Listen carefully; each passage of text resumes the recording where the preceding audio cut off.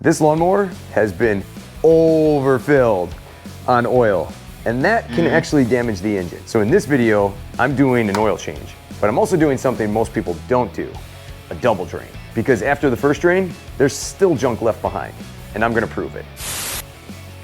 Hey guys and gals, welcome to Garage Gear. I'm JB. This $125 Toro has been overfilled on oil. That is way too high, and that can cause smoking, poor running, and possibly some damage down the road. It's time we got this oil out. We're gonna run her for 2-3 minutes.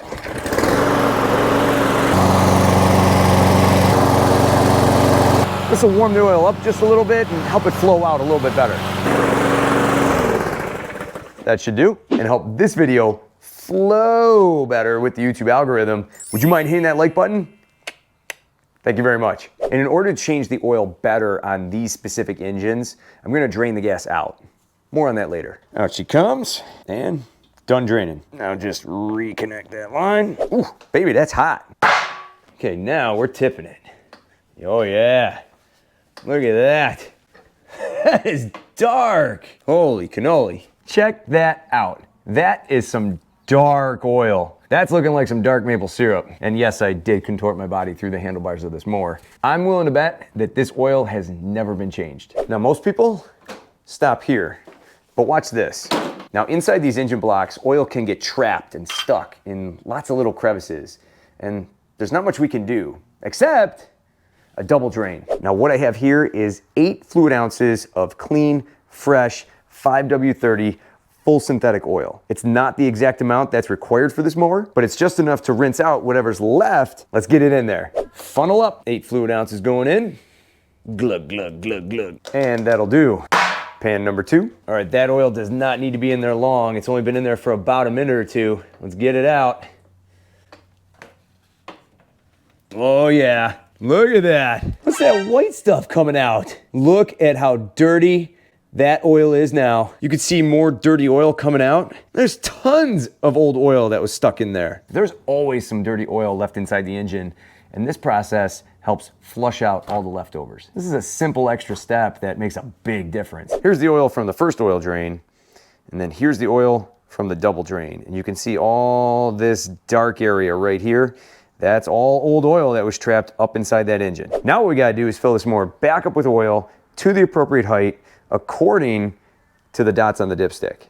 And we're gonna aim for the top dot right there. Now these engines take about 18 fluid ounces, but is there some oil still trapped inside? We don't know. So what we're gonna do is incrementally work our way up in small little refills. We're gonna give it another 8 fluid ounces. 8 fluid ounces going in. Boom, baby, lock and load. And check. We got a little ways to go. Not there yet. Give it another 4. Total of 12 so far. Going in. That's 12. Recheck. Okay, we're starting to climb up the ladder. Not there yet though. Another 2. Maybe 3. 3 in. Now 15 fluid ounces. Let's check it. Just a little bit more. We're at the bottom dot. Another 2. Now 17 fluid ounces. And check. Whoa, that is it right there. Look at that. Right to the top dot line. Perfect. 17 fluid ounces. That's a magic number. I'm gonna write that baby on here. 17. Now we're gonna fill her back up with some ethanol-free gas. That should do. Good. That oil is now cleaner than a snow shovel in July. So if you're ready, I'm ready. Let's go fire it up. All right, will she start after being tipped on her side? Let's see how she does. First pull. Started right up. To me, this engine sounds a little bit better. It's not overfilled with oil. It's filled to the correct height. We have a brand new carburetor on there. Ethanol-free gas is pumping through its veins. We have a new air filter, a clean spark plug. It's like a brand new engine. It's running great now.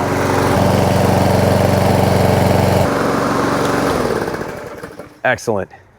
Now here's a little information about this engine and this oil change process. These Briggs Stratton engines, in terms of maintenance, suck. There's just not an efficient way to change the oil on this engine. To do it this way, I have to drain the gas out first in order to tip it on its side. And if you were to tip this mower onto its side without draining the gas out, gas would definitely pour through this vented gas cap and all over onto your engine. So then standing this mower up into the stow position makes some sense, right? Thinking that the fuel cap would be at its highest point, the gas would be down here, and the oil would flow right out. But in this case, not all the oil flows out.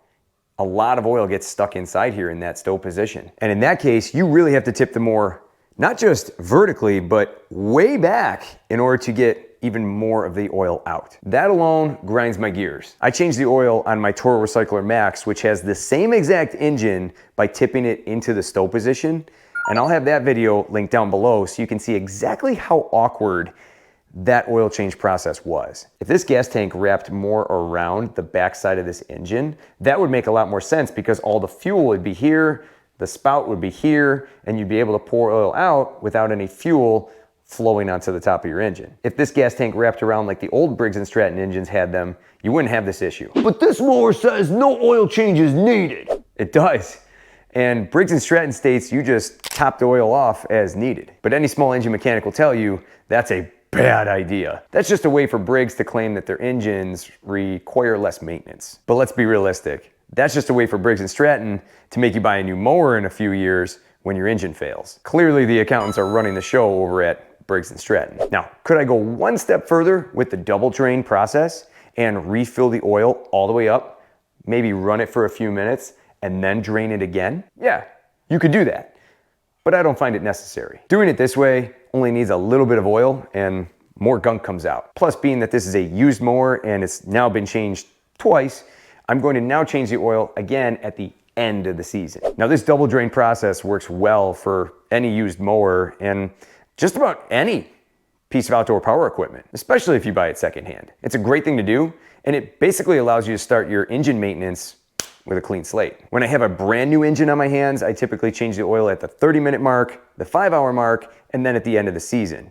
And then once a season at the end of the season thereafter. In this case, because the mower's been used, I did the double drain process, and from here, I'll just change the oil at the end of the season. If you've ever done a double drain process like this, or a phantom flush, let me know down below in the comments. I like to hear about it. This double drain process is just another step in my video playlist called Making My Mower Not Suck. And we're not done with this mower yet. We're gonna be inspecting the belt, the deck, the blade, possible engine swap, plenty of fun to be had. And to see the fight that I had with this carburetor, be sure to check out this video down below in the description.